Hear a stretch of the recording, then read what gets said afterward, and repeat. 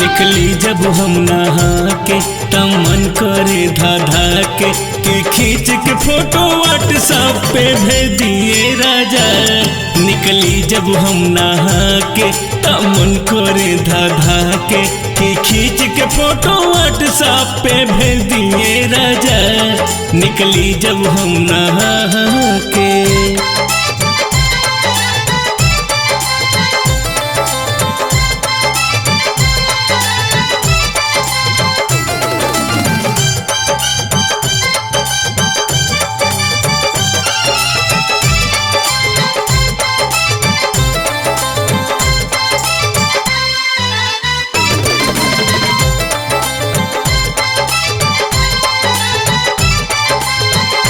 लागे रहिता तो देखिता सैया जवानी का फील करतावे धके पाजम सूते के सैया देहिया अपील करतावे।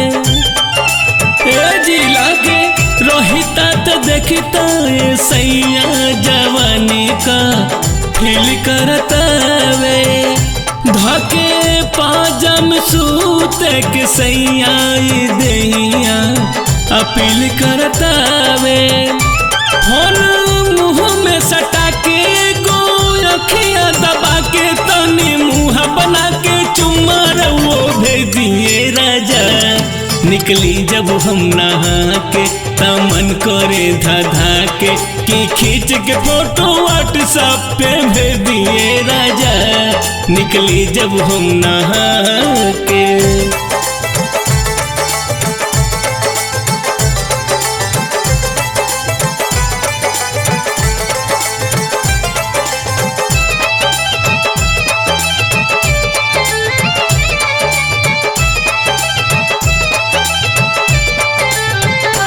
मजा बढ़ी जाला ओकर दुगुना जवन ची मिले छछन के हो तने से बूझ जाई बतिया बोलम जी हमारा मान के। मजा बढ़ी जाला ओकर दुगुना जवन ची मिले छछन के हाँ तने से बूझ जाई बतिया बलम जी हमारा मान के। कई के रौरा से बात काटे जला दिन रात बाकी दहिया का मजा कब मिलिए राजा। निकली जब हम नहा के तब मन करे धा के खींच के फोटो व्हाट्सएप पे भेज दिए राजा। निकली जब हम नहा के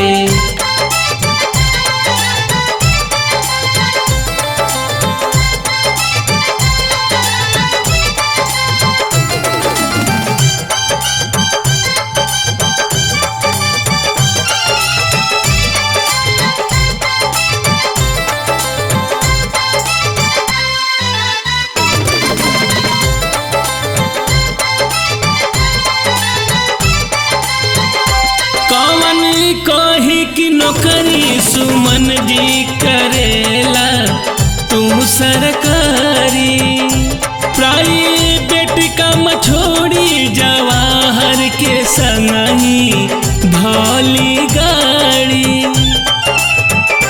कवन कही कि नौकरी सुमन जी करेला तुम सरकारी प्राइवेट काम छोड़ी जवाहर के संगही धौली न गाड़ी।